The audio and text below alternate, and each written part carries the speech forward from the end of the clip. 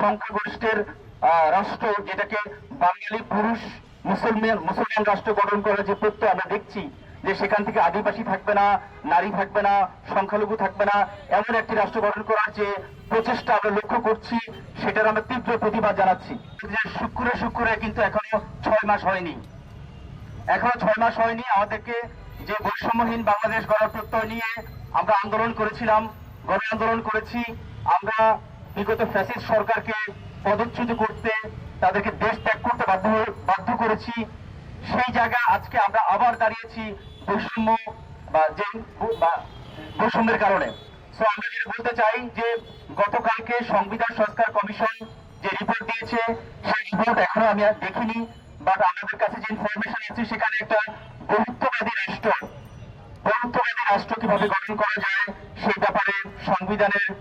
সংস্কার কমিটি প্রস্তাব দিয়েছে। কিন্তু যখন সেই প্রস্তাব তারা প্রধান উপদেষ্টার কাছে তুলে ধরল, ঠিক একই সময় আমরা দেখছি যে আমাদের সাংবাদিকতা বিভাগের 3 জন শিক্ষার্থী সহ অনেক শিক্ষার্থী তাদের বৈষম্যহীন একটি রাষ্ট্র গঠন করার জন্য যে দাবি নিয়ে সোচ্চার হয়েছে, তাদেরকে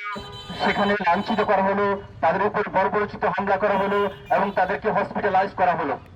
তো আমরা এই কথা বলতে চাই যে বাংলাদেশে যে ইনক্লুসিভ সোসাইটি বা ইনক্লুসিভ সমাজ আমরা গড়তে চাই, সেই ইনক্লুসিভ সমাজ গড়ার জন্য বর্তমান সরকার, যে সরকারকে আমরা আমাদের আন্দোলনের ফসল, সেই সরকার এই ব্যাপারে সজাগ হবে এবং বাংলাদেশকে কোনোভাবেই একটা মেজরিটেরিয়ান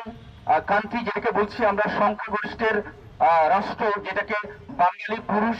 মুসলমান রাষ্ট্র গঠন করার যে প্রত্যয় আমরা দেখছি, যে সেখান থেকে আদিবাসী থাকবে না, নারী থাকবে না, সংখ্যালঘু থাকবে না, এমন একটি রাষ্ট্র গঠন করার যে প্রচেষ্টা আমরা লক্ষ্য করছি, সেটার আমরা তীব্র প্রতিবাদ জানাচ্ছি। তো আমরা বলতে চাই, এই আন্দোলন হচ্ছে ছাত্র জনতার আন্দোলন,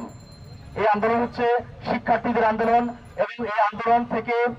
আন্দোলন বিরোধী সরকারকে পতনে বাধ্য করেছে এবং সেই শিক্ষার্থীদের উপর আবার এই একই সরকার, যে সরকারের মেয়াদ একটু আগেই বলছিলাম 6 মাস পূর্তি এখনো হয়নি, সেই সরকার থাকা অবস্থায় আমরা দেখছি এই শিক্ষার্থীদের উপর আবার হামলা করা হচ্ছে। যে ইনক্লুসিভ সমাজ গড়ার জন্য আমরা একসময় আন্দোলনে ঝাঁপিয়ে পড়েছি, প্রয়োজনে আমরা আবার আন্দোলনে ঝাঁপিয়ে পড়ব, কিন্তু আমাদেরকে একটি বৈধবাদী, একটি ইনক্লুসিভ সমাজ এবং রাষ্ট্র ব্যবস্থা তৈরি করতে হবে।